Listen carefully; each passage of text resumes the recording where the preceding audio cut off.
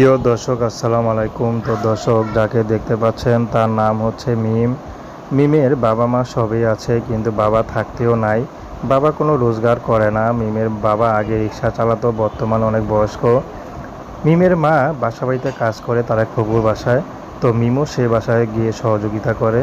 তো মিমের ছোট একটা বোন আছে, একটা ভাই আছে। ভাই স্কুলে পড়ে আর বোন ঘরে টুকটাক কাজবাজ করে, ঘরটা সামলিয়ে রাখে।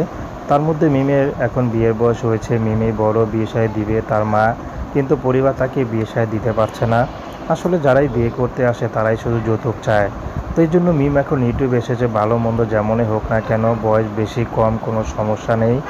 মিমকে যে অভাব যে জেনেও মিমের যে দায়িত্ব নেবে, মিমের পাশে সারা জীবন থাকবে, তেমন একজন মানুষ পেলে মিম বিয়ে শাদী করতে রাজি আছে। তো মিম যেহেতু টাকার জন্য বিয়ে হচ্ছে না, যৌতুক ছাড়া যে মিমকে বিয়ে করবে, মিম তার জীবনে সারা জীবন তার পাশে থাকবে। তো প্রেম ভালোবাসা বিয়ে শাদী আপনাদের ব্যক্তিগত ব্যাপার।